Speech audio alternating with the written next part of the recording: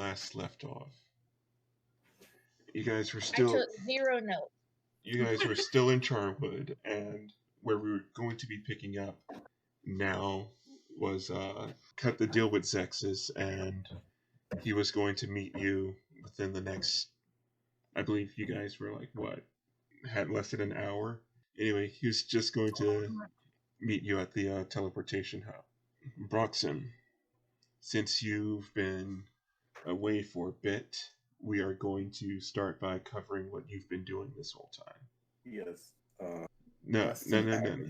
I have something separate for for you, and I will guide you through that in a moment. Celeste, you said your character Celeste wanted to do some more shopping. I wanted to get some like light armor, like I don't know, something. I feel like I don't even. What am I even wearing now? Like that helps in battle. Actually, let me see what your armor currently is. Mm-hmm. Your armor is currently chainmail. Like you can get heavier armor than chainmail. No, I think I would hardly be able to move. I think so. Well, even with chainmail, I believe you already have disadvantage on stealth. Yeah, I'll leave that alone. But can we buy potions or anything? I would say this place would have not necessarily an apothecary, but they would have potions in some of the shops because it is well traveled. Yeah, if there's like minor healing potions, something like that. I think the basic ones are 1d4 plus 4, and they cost 50 gold. That's all I remember, though. I can't remember what the higher ones are. There is a potion of healing, which is 2d4 plus 2. 2d4 plus 2, okay. I'll say that there's maybe 3 shops in town that would sell healing potions, and whichever one that you have time to go to has 4 healing potions, so if you want all 4, it'll be 200 gold. How much did we spend on the sword? It was 100 gold? Yes, it was 100. We probably shouldn't spend all our money here. We're going to need some in Terralina. I mean, I always want to say Terralina. Do you think it'll be cheaper there, the potion? No. I just mean we're going to need to... Until we find work. Because you'll still need, like lodging and, like. We don't want to arrive in the big city with nothing in our pockets, is what I'm saying. But we should buy a few healing potions. I think 1 for each of us, maybe 3 healing potions. We don't need to buy 1 for Zexus. What sword did you guys buy for 100 gold? Oh, it's really cool. Celeste, show him your sword. Actually, that can happen later. For right now, Broxim still isn't with you. Okay. Like I said, I have something else for him. I'm just trying to get you guys squared away before you head over to meet with Zexus. How many healing potions were you going to get? Yeah, I would say 3, because we do have a Cleric. 1, we each carry 1, and hope we don't need it. Alright, so that's 150. So out of the 800 gold that you received from Zexus, so far you have 250 left. I mean, not 250 left, you spent 250. If I could get a breastplate, that would be really cool because it would up my AC by 1. But that's 200 gold, I think, which is a lot. So let me double Google. Make sure I'm remembering that correctly. Yeah, breastplate. Oh no, it's 400 gold. Never mind. We're not doing that. That's way too much. Yeah. Capitalism, man. Alas. I mean, I could do scale mail, but it's disadvantage on stealth, and it's a lot heavier, and that type of stuff you could get enchanted, but wouldn't be in a place like this. Right. I'm just gonna hold out for that magic armor that I find on a skeleton in the first dungeon we come to, right, DM? Anything's possible. Anything's possible. But yeah, the chain shirt for now is serviceable. I'm okay for now. And I've got my badass weapon. And I actually have a couple of other things in my pack that I've been meaning to share with people, but I keep forgetting. But I'll do that during in game. All right. So you have a chain shirt, or you're trying to get a chain shirt? I have one. I already have a chain shirt. Okay. We can fast forward to you being at the teleportation hub, and we will pick up with where Broxim has been all this time. So, Broxim, somewhere between Rockwell and Cherry Lane, you ended up getting distracted.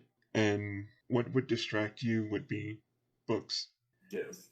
But it wasn't a bookstore. It was just a really weird looking store. Its architecture, its construction, it looked nothing like any other surrounding building. And the space that it occupied seemed like it was scrunched into an alleyway.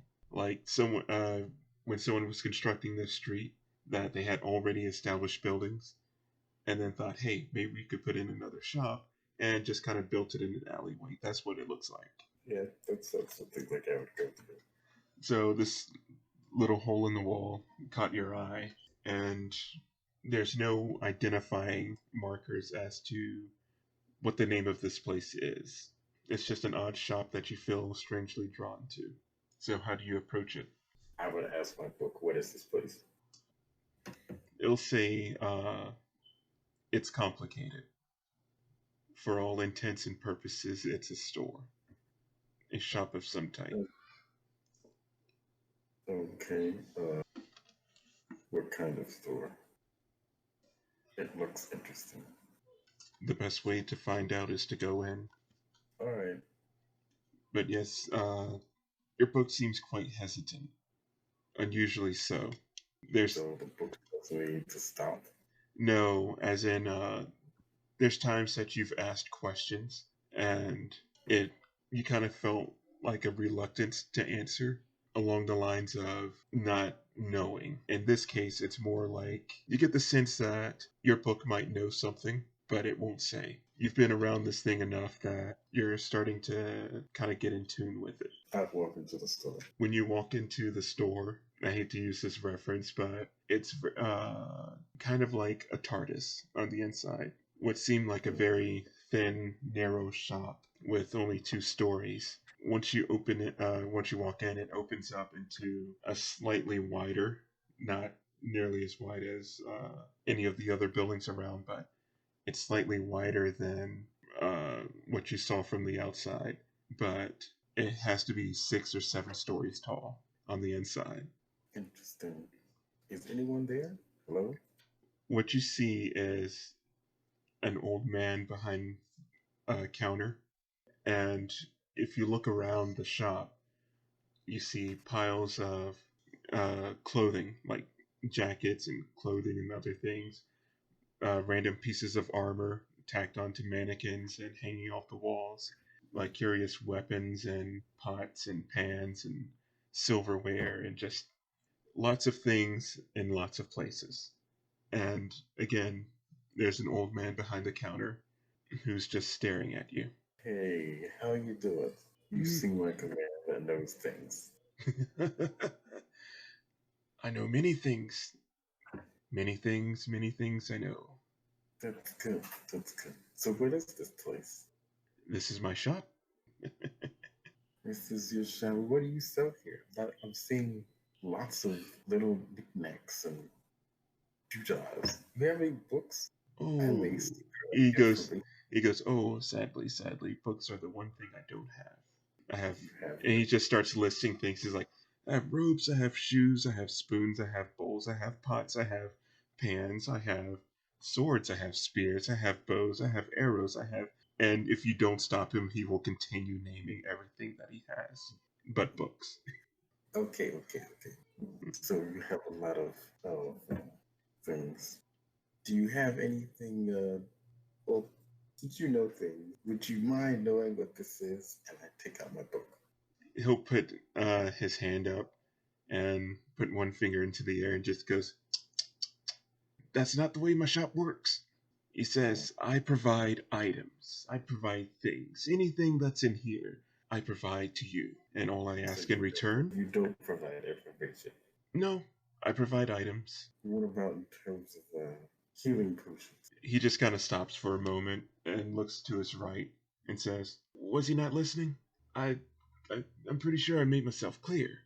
Maybe it was a bit confusing." "No, of course not." "Okay." And he turns back to you and says, "I just sell things. I don't sell potions. I don't sell books. My shop works a certain way. This is your first time here. So, Yes. anything in here is 1 coin." Okay. All right. You mind if I look around? "Don't mind at all."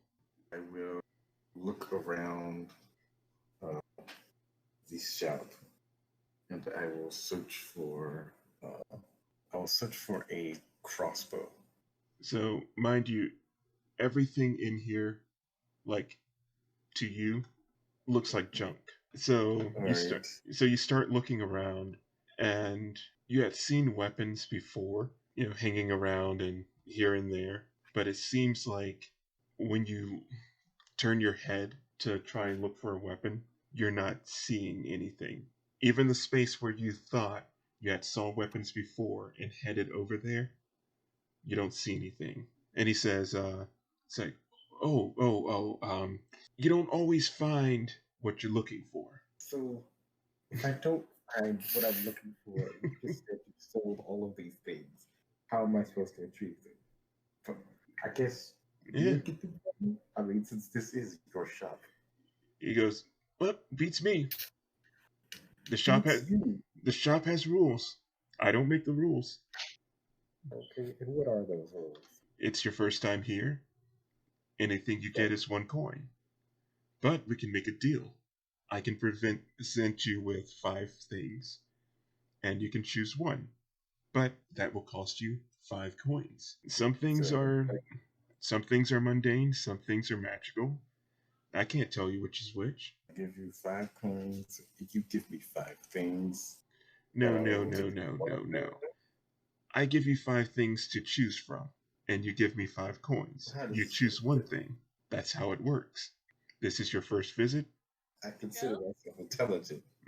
What'd you say? No, I was saying, I asked him, so if I give you 5 gold, you'll give me 5 things, and I get to choose 1 of those things to get my 4 gold back? No. He says, the 5 gold is for the 1 thing, but I narrow it down to what you can choose. But you just said that everything costs 1 gold. That seems like a...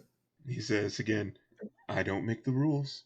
The rule is, if you are going to grab something, it's 1 gold. He didn't say 1 gold, he says 1 coin. But if you want to choose amongst these 5 things, and as you're speaking to him, like out of your peripherals, you see 5 things sitting on the counter. He says, it's 5 gold.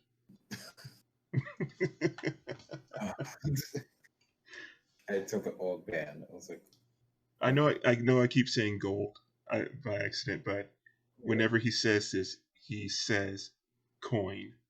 He never tells you, what denomination. Just coin is the term that he uses. Okay. I would say gold, thinking that it would be gold. And I would say, oh man, you're very weird. This whole place is weird. I can understand why someone warned me about this place.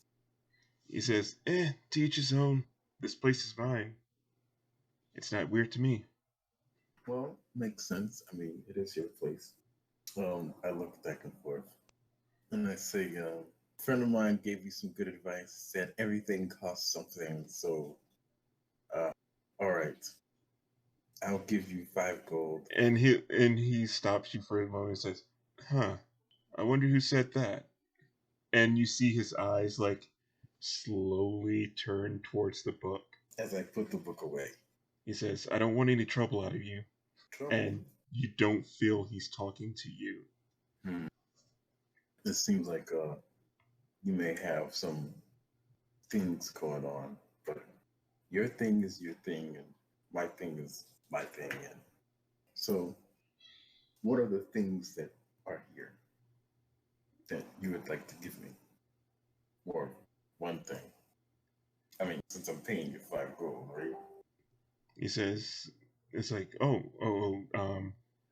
you're not paying me for these items. What you're doing is you're making an offering. You're making an offering to the shop. An offering to the shop? Yep. I thought you owned the shop. Who can really own anything? Well, knowledge serves me. And then he goes, yes, I own the shop. And then I say, I take a step back and I say, if knowledge serves me correct. He turns to his left. Maybe. Even as you're speaking, he turns to his left and goes, I'll be with you in a moment. This shop may be some kind of altar or something. He just said offering. No one says offering and does not be an altar. Can I make a insight check? Against him? Yes. Sure. Go ahead. What are you trying to find out? I want to find out if he's actually he's been telling me the truth. Oh, I'm just going to give it to you. It's like, there's no hint of deceit. Okay. It's like he just gives off a presence of honesty. Okay. Can I make an Arcana check to see if this shop is magical or of any sort? Go ahead. When you do that, he says, stop that. Stop what? None of that here. Magic? Magic is everywhere. I was just seeing if this store is magic. You have a problem with that?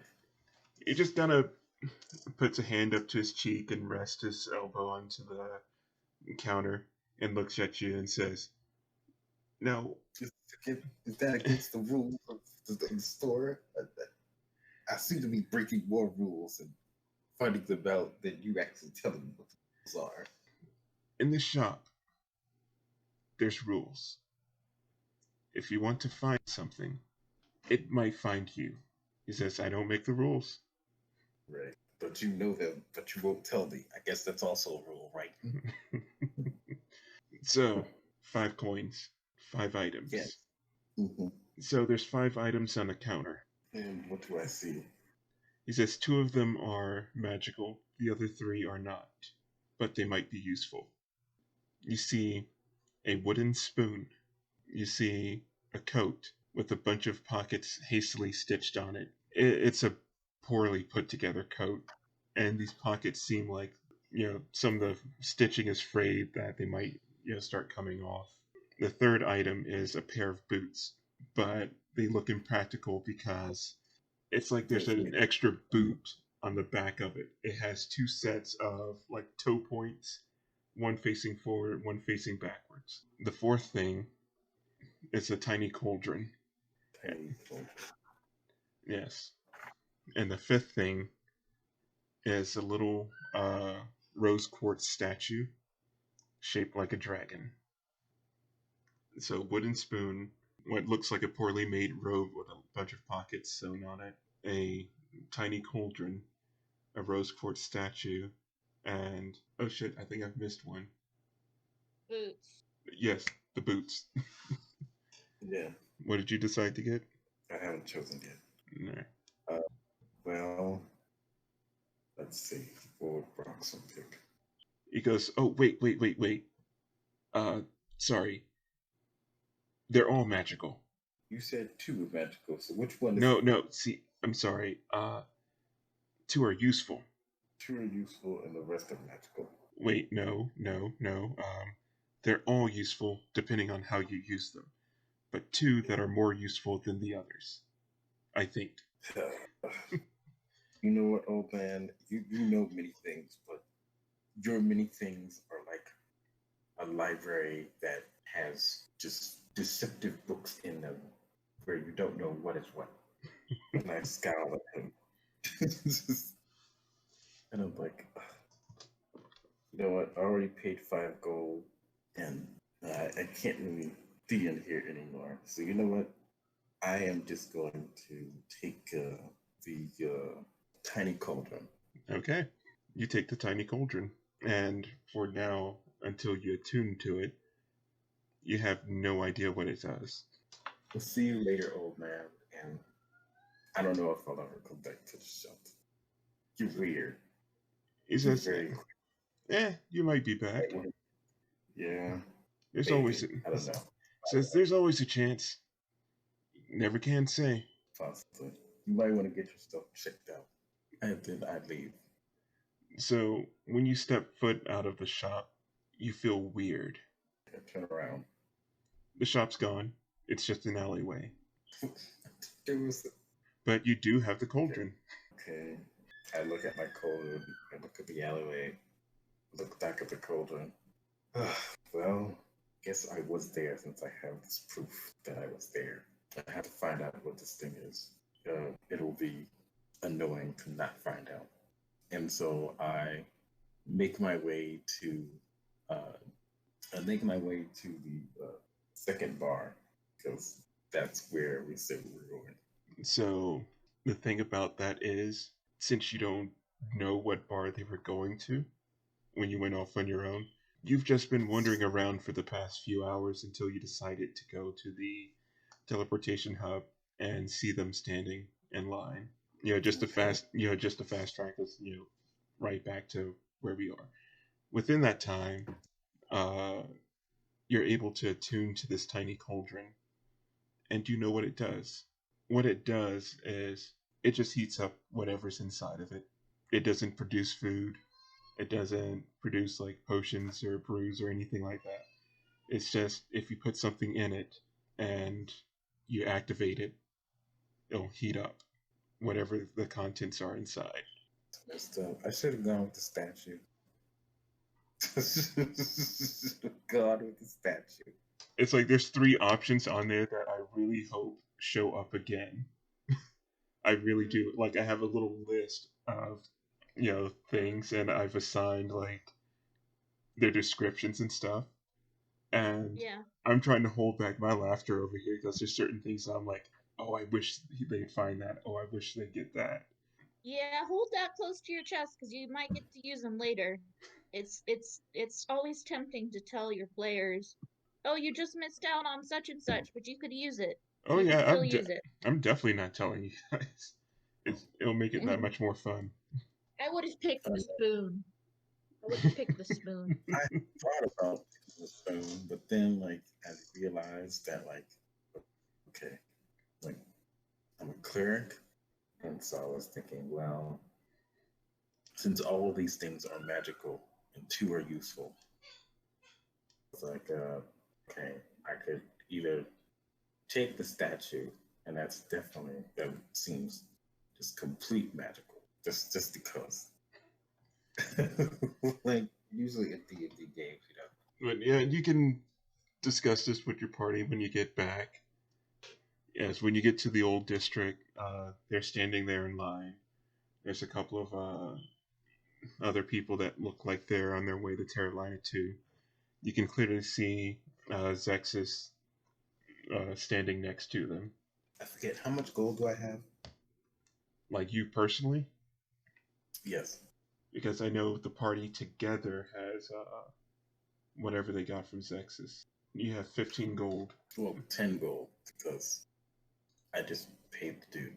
Oh yeah, you just gave him 5 gold. If Zaida had heard him say it costs 5 coins, she would have given him 5 copper. Would that have worked? All he asked for was coins. Yeah, you sort of screwed yourself out of that one, buddy. Well, I didn't have any copper. All I had was gold. Oh, yeah.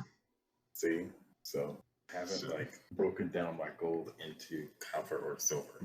No, something that I had been meaning to bring up in the last game, but you guys didn't spend a lot of time with Zexus. But Zaida, you had noticed before that Zexus gave off the feel of being a tiefling, but not just any tiefling. You feel that he might be the same as you. So you weren't sure of it before, but if you want to investigate him a little, there's something Yeah. off about why he's wrapped up. Because you've noticed that you're going around, in full tiefling glory, and no one's messing with you, so why would he need to hide the fact that he is?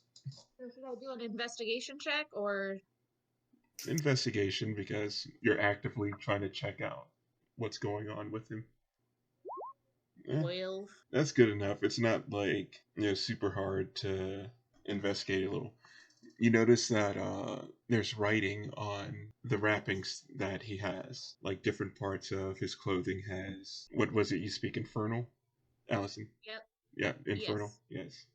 So, there's writings in Infernal that you recognize are on certain items and articles of clothing where you're from. And you believe that he is under a common curse amongst your people. This the party does not know this because you have not told them about your origin, but the type of tiefling you're playing is a custom variant known as a Frozen Hells tiefling. Yeah. The people there are split into two groups when it comes to tieflings from this plane. There's the ones that are known to be cursed, as in leaving that realm is not good for them, as in they need to maintain a certain body temperature, and they usually augment that with clothing that keeps them cold. Okay. And he's essentially doing that to the extreme. Okay. Yeah, it's like the difference between your friend that goes out in the cold in shorts and the guy that's like completely bundled head to toe. So yeah, you think that it's not nefarious or trying to hide his appearance. You think he's just trying to stay cold. Yeah. Gotcha. So yeah, Zaida doesn't really mention this because she just sort of realizes it and it's like, oh, okay. I guess he's not as shady as maybe I thought, but she does turn to Celeste and say, I've been meaning to give you this. I think you might have fun with it, although you don't really need it. And she hands her. Wait, what are you giving me? Giving you a crystal vial, a small crystal vial that looks like it has some sort of pink liquid in it. Oh, that sounds cute. Yeah, it's really pretty. It's really pretty. And she tells you, now don't open it. Don't open it. It's only got like one use. But if you use this and you apply it to yourself, you smell so good that you can charm and bewitch any lesser creature or person. Well, it has to be a person. It's really just enough for one use, but why would I need to charm or bewitch someone? I don't know. It's fun sometimes. And you're already so charming, but I just thought you might have fun with it. So here you go. Plus, it just smells really nice. You can like open it up and just take a little whiff of it without applying it. And if you do, you smell it. It just smells amazing. Wow. Okay. Thank you. I will gracefully accept. I'm just gonna take it and like put it on my neck. Oh, you're putting it on right now? No. I'm sorry. For some reason, I imagine it came as a necklace. That's what I would do with it. So I'm just gonna like the vial is hanging from a necklace. That's a good idea. Exactly. Yeah. Headcanon accepted. Yeah. Yeah, if you want to, take a bit of twine and like wrap it around and turn it into a necklace, I'm perfectly fine with that. Yeah. I don't know. I just automatically thought of that, but yeah. I appreciate it. You're welcome. Anything for Broxim. So Broxim, does he arrive? Oh yes, he's there. And I say, "Oh, hey guys. I was looking for you at the bar, but they said I probably just missed you. I went shopping. There was this weird place, but I got a tiny teapot." Okay. Well, that's nice, I guess. I have something for you that you I might can't find. do anything. I don't have that kind of money. You have money? Well, no, these are just things, odds and ends I've picked up, in my adventures. I just happen to have them. I could tell you a real story about the guy I got these off of, but You killed him? well, I mean, no, I just won him off in cards because I play a lot of card games and I'm really good at them. Okay, so you stole it then. You cheated him and you stole it. Right. Gotcha. I never said I cheated him. I could have easily won these legitimately. You don't know. Hey, maybe I'm just gonna keep them. You know what? Maybe I'm just gonna keep them. No, I think you can use these. And she pulls out of her pack a pair of boots that, oddly enough, they look a lot like what you passed up in the store. They look like they're backwards. And they're just very oddly shaped. And she explains them as what you can do with these. You can wear these boots and choose to leave tracks like another kind of humanoid of your size. So you could make yourself look like a kobold, maybe, because they're small creatures too, I think. Or a halfling. Or a half. Small. Actually, these might be more useful for somebody my size, now that I think about it. She starts to hand them to you, and then starts to take them back almost. And then she's like, but no, you could probably use them still. You could make them look like a goblin. Right. Yeah. You're welcome. Happy birthday. I guess, all right. And then I think over it, and I'm like, she's probably trying to be nice. I guess I should just take them. Fine. I say fine, and I take them. Now you have boots of false tracks. I look at them inquisitive and look back at her since I don't really trust her yet, and I'm like, I put them in my backpack and don't put them on. I still don't trust her, and I'm like, and I look at Celeste and point, and I'm like, giving her like signals.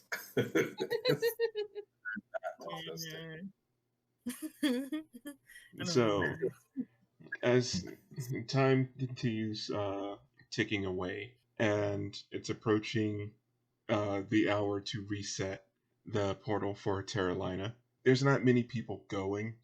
Like, besides your party, there's maybe 4 other people. I'm not even going to have you roll anything for a perception check, because everyone can hear this. You just hear from the distance, approaching the line, you hear someone saying, I gotta get the Terralina. I need y'all all to move out my way now. I need to be on the first portal there. First trip, that's mine. And if you look behind you, you see a very large dragonborn with platinum scales. He's dressed completely in this gaudy white outfit, covered in rhinestones and tassels. He has the equivalent of what we would call a cowboy hat. And for a dragonborn, he is a bit odd. From his head are spines that almost resemble hair. And he's wearing leather boots, dyed white just like the rest of his clothing. And behind him is a halfling, little halfling man with who's getting on in years, so he's starting to go gray. He only has this big bushy mustache, a ragged old hat, and he's wearing suspenders while carrying all the luggage for the dragon. And the dragonborn also has a instrument strapped to his back as he's making his way towards the line. Well, that's not right. How are you gonna be a dragonborn and make a tiny little dude carry all your stuff? He's like, I say, get out of my way. I need to get to the front. I gotta be the first one to Terralina. Well, then maybe you should have gotten here first. Whoa, Zaida says loudly. He goes, whoa there, little lady. You may not know who I am, which is hard to believe, because you wouldn't be speaking. Because he says, you wouldn't be speaking to me that way if you knew who I was. I got big business, and I gotta take care of it. Is that because you're big? Now you trying to make it funny, because I ain't laughing.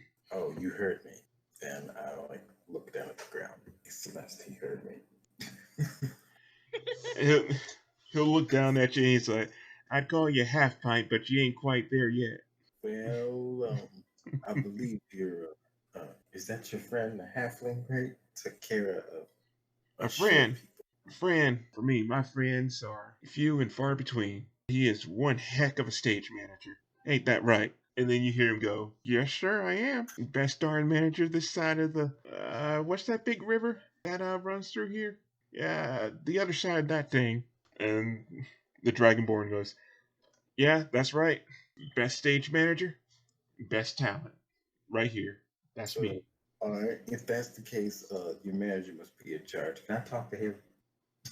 It's And like, then I completely. he goes, whoa now. Hey, don't go So bothering then him. Don't go bothering him it's right now. why not? I mean, you just said he was the manager, which means you're not in charge. He is. So hey, what's your name? And I asked the manager directly what his name is. Now, I guess you really don't know who I am, so let me remind you. Or let you know in the first place. Yes, Sure. yes, manager. Educate What is us. his name? And I completely disregard the dragonborn, and I asked the manager what his name is. The Dragonborn puts his hand down and almost engulfs the little halfling and pushes him back behind him and says, Hey, he says, it's like, I'm Edward T. Edward T. McGraw. so Okay. you're speaking for the halfling dude? Like, because I want to talk to him. He might know some stuff, And this, Mr. Dragonborn Big Dude. and Just this, right. is that, hey, and this here's my manager, Cookie. Ain't that right, Cookie? It's like, yep, that's what they call me, Cookie. Cookie.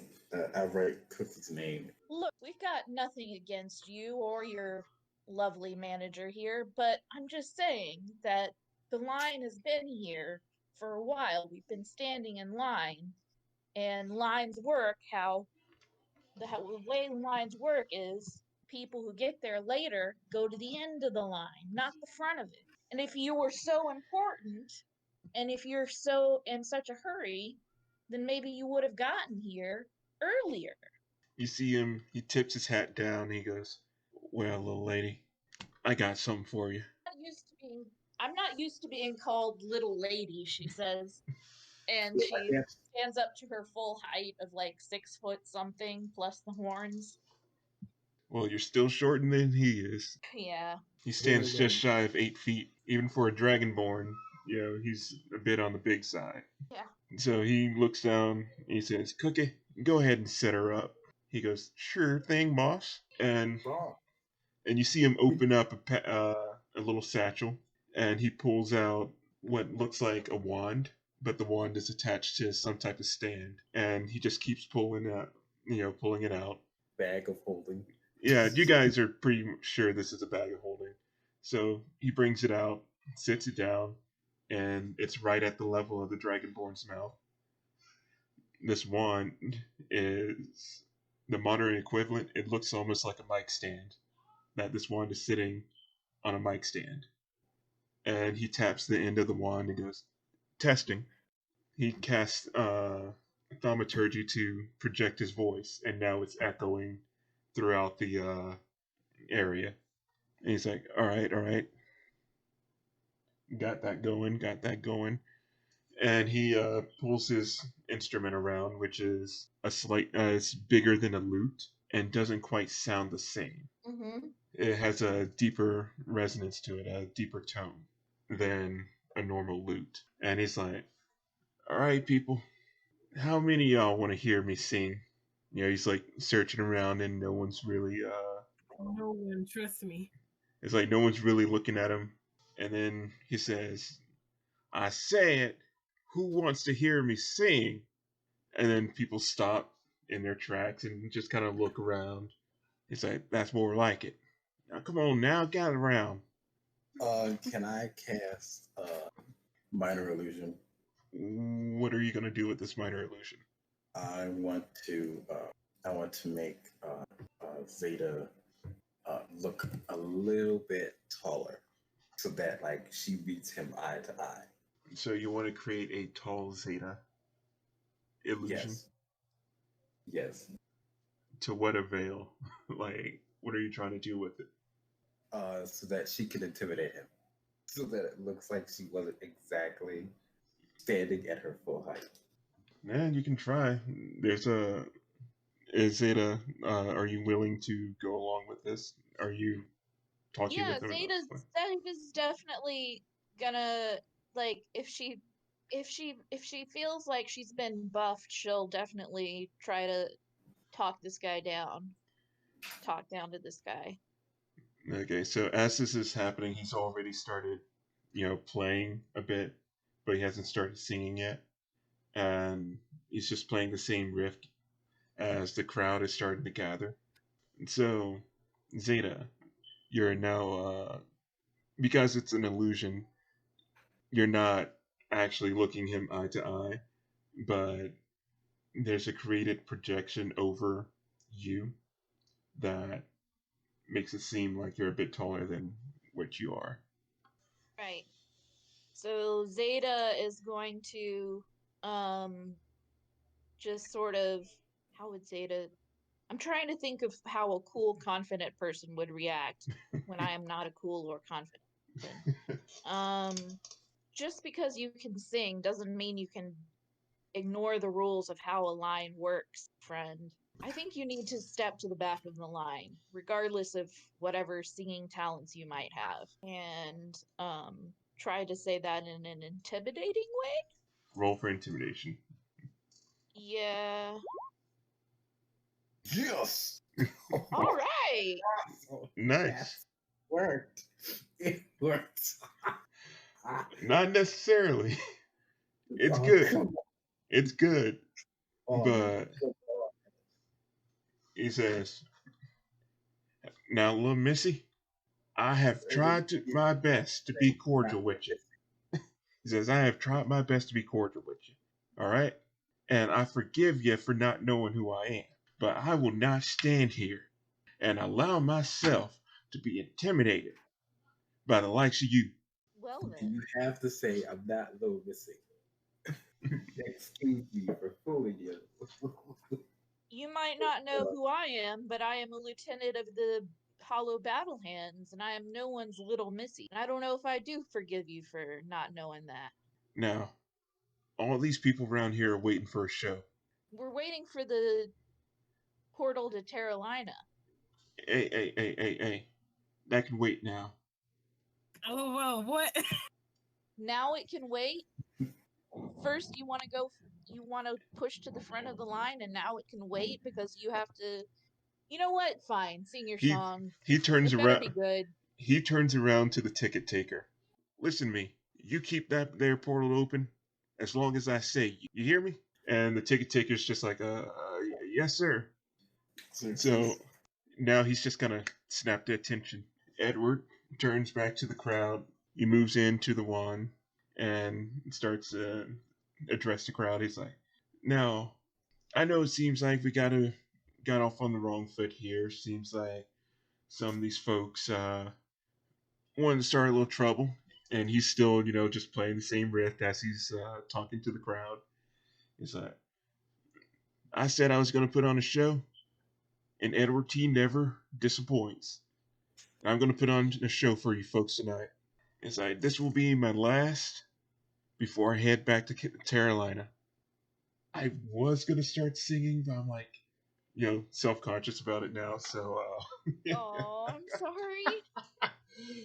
no, it's not you. It's me. I'm just like, I sing this song all the time. It's great. Nice little country song, put a little twang in it. But, I'm just like, not right now. I might do a recording and let y'all hear it later. That's fine. That's fine.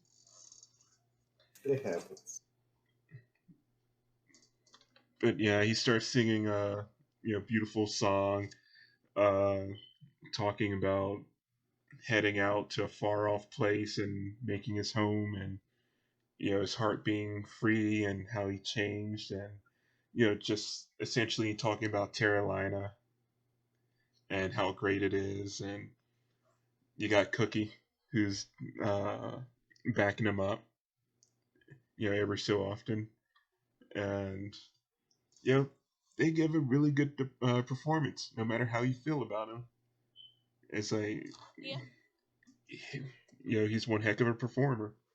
And once he finishes, the crowd starts to cheer. They're clapping. They're whooping and hollering. He's taking off his hat and giving a nice bow. He's like, "Thank you, thank you, thank you. You're too kind. You're too kind." He's doing the mwah, the kisses to the crowd. He's waving them off. He's like, "Cookie, go ahead and pack up the equipment." And Cookie grabs the mic stand. He starts packing it up.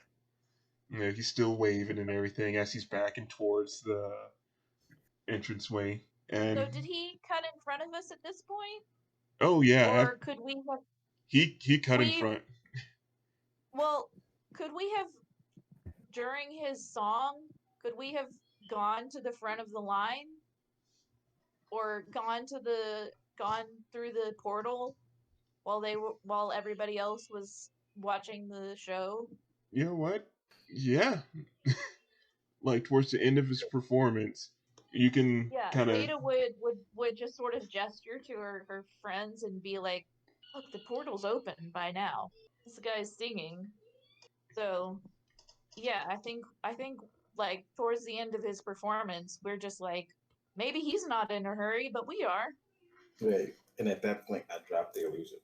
But yeah, towards the end of his song, he's having Cookie pack everything up, and they're about to leave. And notice that you guys are already hightailing it towards the portal, or like towards the entranceway to get there. And he sees you, but at this point, he doesn't care. He has new fans. He has new fans. He has returning fans. He's signing autographs. He's just loving this at this point.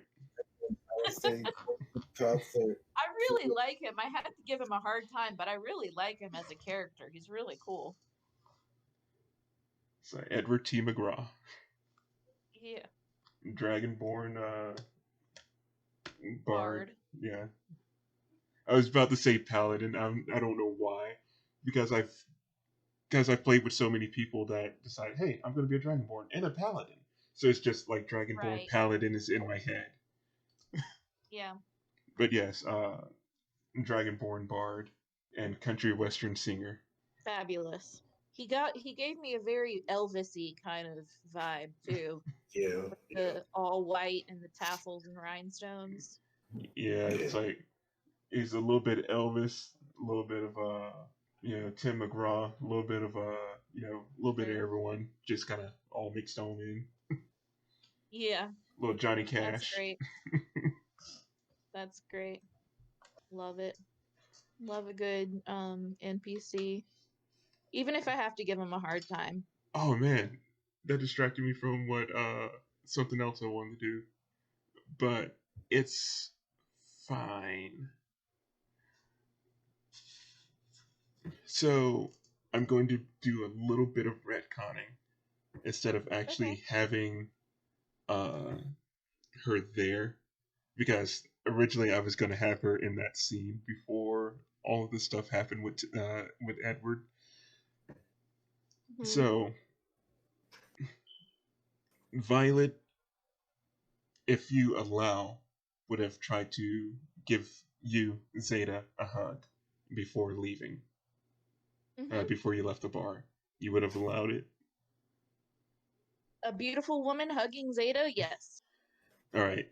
And Celeste, you probably would have gotten a hug by proxy too, if you would have allowed it. But, not as long of an embrace. No touchy. She just would have avoided you if you back up when she's trying to give you a hug. But Zaida, you're pretty sure that you felt her hand at some point on your ass. So, thinking back to that, because you're about to leave Charwood for quite some time, and you're just thinking back to that moment, it's like, like fondly, but you feel that in your back pocket there's a piece of paper, like there's something in your back pocket. Well, that's interesting. I would definitely pull it out and see what's in my back pocket. It's just a folded piece of paper. There's some writing on it, and it's just simply her saying her goodbyes to you again, saying that she hopes that you survive Terralina to come back and see her in Charwood at some point. And she says that if at some point you find yourself on hard times, guys, I don't know how well off you are, but if you find yourself on hard times, look for Rooster in the slums. He helped me out when I was there, and I'm sure he can help you out if you ever need it. Okay. And that's written in the note that look for Rooster. He can help you out, and it also says, "P.S. Take care of yourself and tell Rooster I'm sorry." Okay. Interesting. All right. Yeah, there would have been a whole conversation. There would have been more. She would have told you all this, but it's like other good stuff happened though, so it's in a note. Right. Yeah. All of you, including Crossfire, who we'll say showed up at the last moment just to make it, so that you guys don't get atomized and spread across all the realms trying to teleport. Right. And it's finally time for you to take this portal to Terralina. Yeah. It's like you're led to a room with a giant glowing circle, like covered in runes and magical symbols and whatnot. It's glowing. There's a couple of mages standing around, all focusing on the portal. And you think that they're doing some type of ritual casting to ensure, its integrity and that its location is correct. I see this and I am impressed. So I'm like, here we go, people. I've got to run and get the plug for my laptop. It's about to run out of battery. I'll be right back. That's fine. But this is definitely overkill for a teleportation circle. Like for these many people to maintain it, it's specifically this portal for Terralina. Like any other portal, it's just like, oh, we're gonna reconfigure it to this one, done deal. It just seems like with all the extra security measures, this Terralina portal requires a bit more effort to maintain. Hence why the tickets are so expensive. You're paying the salaries of people who are, doing this. And I'll wait till Allison's back to... I'm back. Oh, you're back. Did you get any of that? Do I need to repeat that? I got most of it, I think. Okay. Everyone stands on the teleportation circle, and you feel a coating, almost like the magic that's coming off of this circle is enveloping every part of your body, like wearing a second skin. And I don't know if any of your characters have teleported before, but it doesn't feel like normal teleportation. I would say yes, since my character is a knowledge cleric. I'll say that it seems reasonable that he has teleported before. Yeah, you feel like this is just kind of weird compared to, oh, I'm in one place and then I'm in another place. It's like, it feels like you're getting a protective film, and a few seconds go by, and you all begin to lift into the air. And what you feel next isn't like an instantaneous blinking from one place to another. You feel yourself being projected, like bouncing off a trampoline and launching into the sky type thing. You feel like you're being launched. And as you do, another thing that's not in normal teleportation is... Actually, give me a perception check, like everyone. Give me your perception. Oh, I'm great at those. I just want to see how much each person can see. Not bad, not bad. Even with a -1, you get 17.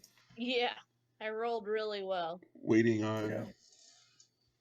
to see what Celeste sees, but for you two, whether or not you remember it, uh, as you're uh, doing this teleportation, you're seeing different realms.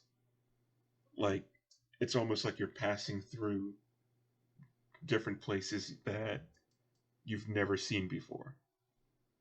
Zaida, you actually see your home as you're passing through. You see the frozen hells. I think Zaida has ever actually been to the Frozen Hills herself. I think her parents Oh, are so from like there. they left, and okay, that's fine. Yeah, Zaida was, yeah, Born not in, raised in native lands. but you still know of your people. I'm sure your Right. parents like told you. Mm-hmm. But yeah, so like I said, it's not like normal teleportation. It's like you're moving through multiple dimensions. It's like kind of like how a VPN or a proxy works, where the signal's being bounced around before it actually gets to where it needs to be. Mm-hmm. Think of it that way. That you're being bounced around before actually arriving in Terralina. And the words that Zexus said make more sense now when he said that he doesn't want to be, you know, spit out somewhere random or pieces of him. Hence the coding that you get. It's like a protective coating. And during this trip, if anyone like takes out their ticket or whatever, like decides to try and look at it or they're holding on to it, you'll notice that it's been consumed. Like it's turned to light, broken up into fragments, and dissipated. The tickets themselves being required to for this teleportation, they're consumed in the process. So when you land on the other end, you might feel a little woozy. In fact, Constitution checks. Oh, much better at those. Is it a saving throw or a Yeah. check? Saving throw. Let's just do saving throw. I know what the DC is. Excellent. You guys don't lose your lunch. I really definitely don't. Man, that's a good roll. You're just like, man, It's like +5. stepping through another door. Mm-hmm. In fact, it made you hungry. You're just like, whew. In fact, I could go for more of that fish drink from Albatross. Oh God. Look at her, and I'm just like, really? That's your standard. No, that's fine. Like for Celeste, that's fine because the DC was 10, so any lower than that, would have been blowing chunks. But she saved. It's fine. Good. Just a little woozy. But how much of your trip you remember? You might see in your head. You still have like flashes of some of the things you've seen, but nothing in detail. Like you can't say, "Oh, I was in this realm. I was in that realm. I saw this. I saw that." You just saw a bunch of flashing images, and you're now in another place. The moment that the magic dissipates and you're there, you're being ushered off of the teleportation circle and told that there's more people that need to arrive to Terralina today. We need you to keep moving. So they tell you to go down this hallway and it'll open up into a glass pavilion, like a glass coated area where you'll be able to look out into the city. It's the welcome center, and enjoy your stay at Terralina. They're just giving you the whole spiel. So as your group makes it to the end of this hallway, it opens up into this. Actually, let me change that a little bit. So once you get to the end of this hallway, you see light. It heads up slightly to a set of steps, and at the top of those stairs is a glass dome. Like it's an observation point. Like you can see completely 360 degrees around you. You can see above you. Skies are blue, clouds are big and, curly and in the sky, and it's beautiful. If you go to the windows to look out at the city, something distinct that you see if you're going to just walk around and look for a bit, what you'll notice is that Terralina seems to be sectioned off. Like large areas are blocked by walls in a split. And from what you can tell, it seems to be 3 distinct areas, and there's a wide space in between each of these areas, and there seems to be like more housing and other things in the space between these individual districts. So until you start talking to people or learning more about the city, you don't know more than just what you're seeing. Right. So, are you guys going to spend a little while just enjoying the scenery before moving on? Maybe. Zaida sort of, if it's a welcome center, she might look for a map. I would also look for a map. There is a large map in the center of the area, but there are smaller maps for sale. There's 2 versions of the maps. There's the ones they're all handmade. There are ones that are non-magical, and then there are ones that are magical that update when you go to certain places within the city limits only. How much? That is a good question. So I would say, because of the labor that's put into them and a regular one itself, and this is really detailed. It has like all the best spots and things like that. You would think that if you went to an amusement park, they'd give you these things free, but this is Terralina. They're 20 gold apiece for the non-magical ones. Non-magical ones? Yes. The magical ones are 200 gold a pop. Wow. And they constantly update. Like if a new building it goes under new management, it literally updates on the map. So like this isn't map. Yeah, so this is something that you'll be able to have all the time and continuously use. It has all the locations. It has, for certain people, almost like a phone book telling you like, oh, this building is owned by this person, and this is owned by that person, and this shop is run by this individual, but rented out by this company. Yeah, it's a lot more detailed than most people would actually want to know. I would look to see if I could find on the map where there is a temple for the god of knowledge, specifically the god of Dinar. Now, so there is, like I said, a big map in the center of the room. That's one of the hand-drawn non-magical ones that any visitors can take a look at. So it's going to take you some time to, search it out. There's a legend that, says temples, but they're not specified what temple of what. So you'll have to like find each temple symbol and, determine which one might be what you're looking for. After doing this for some time, I will go to my book and be like, all right, Terralina map. Your book will say, that's difficult.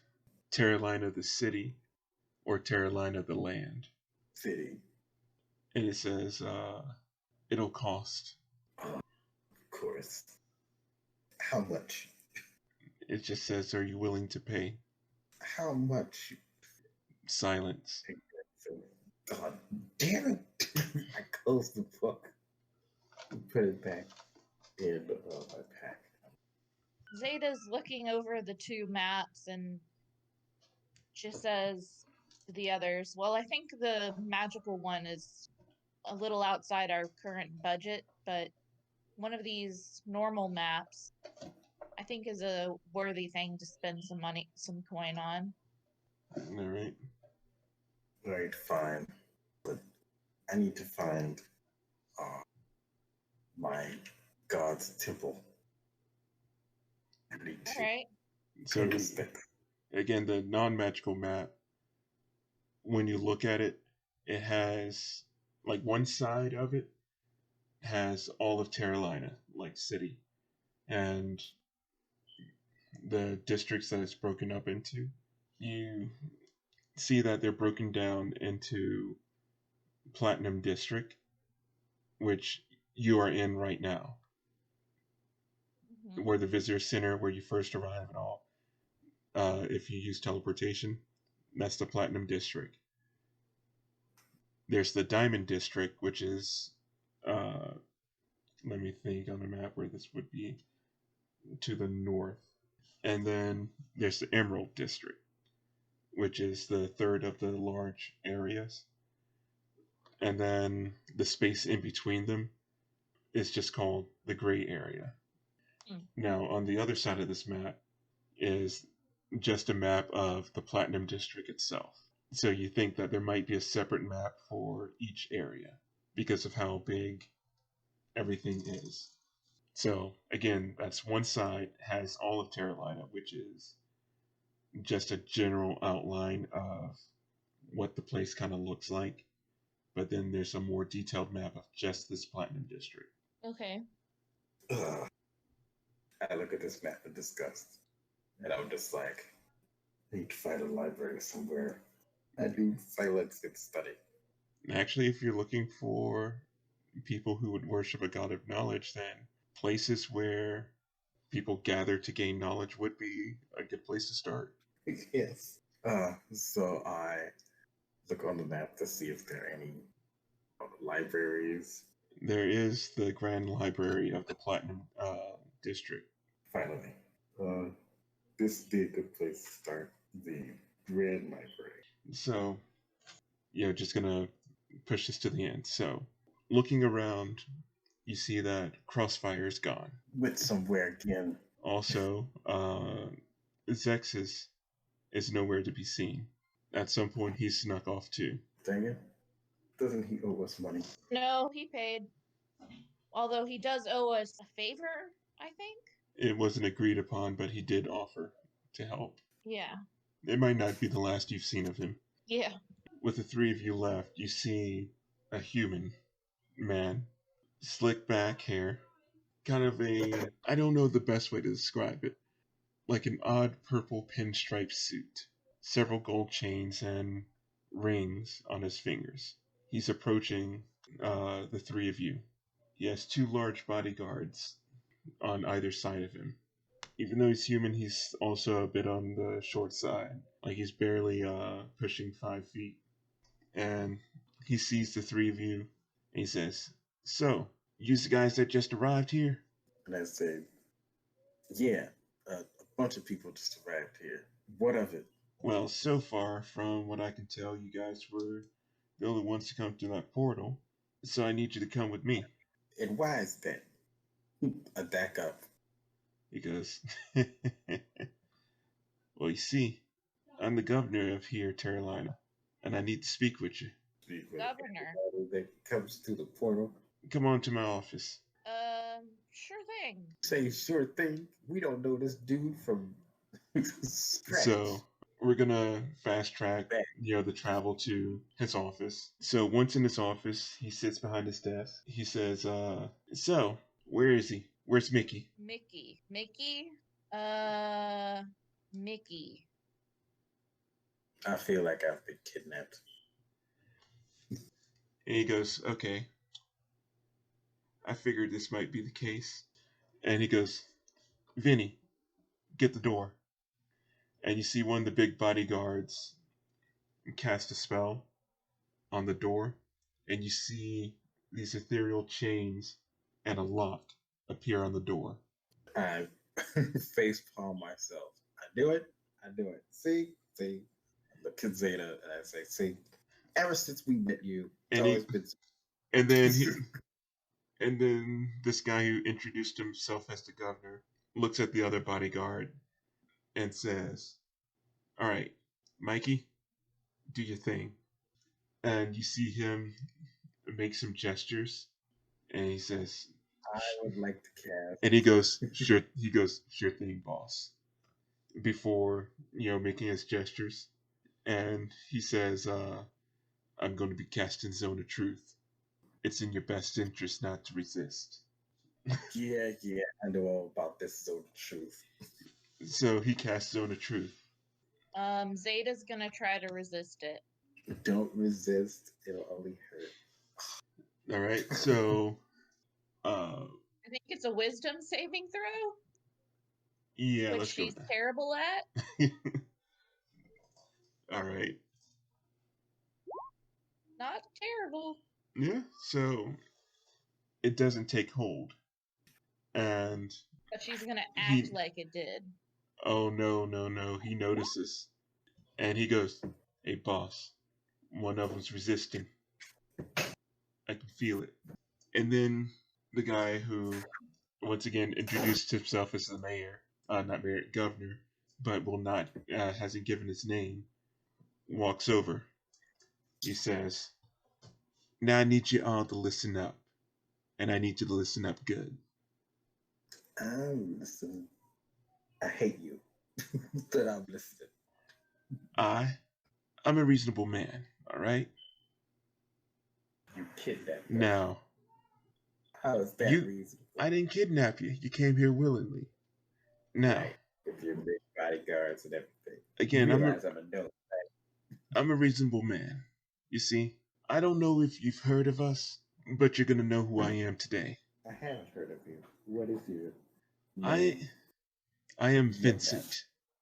Vincent Mangione. So you're not the governor? I am the governor. I run Terralina, and my family runs a lot more than that. The Manchiones, we're into a lot of business, and what I'm trying to figure out right now is what happened to my godson. Those tickets, Godson? those tickets that you used, that you guys used to get here, belong to Mickey. Oh. As soon as they were used, I knew he was supposed to be here. I don't see him around, and I need answers. He might be dead. He's Zaida just looks at the other two. She's When- not really sure where the tickets came from. She don't So- know nothing about this. Did you actually just- wait, Broxim? Did you actually say he might be dead? Yes. And you said it out loud. Yes. I'm in the Zone of Truth and I And roll you- badly. And you hear one of the goons say, "He's telling the truth, boss." You hear Governor Manchione say, "So you're gonna tell me every fucking thing you know right now." And that's where we'll end. Okay. We're in the mafia. All right. Yeah.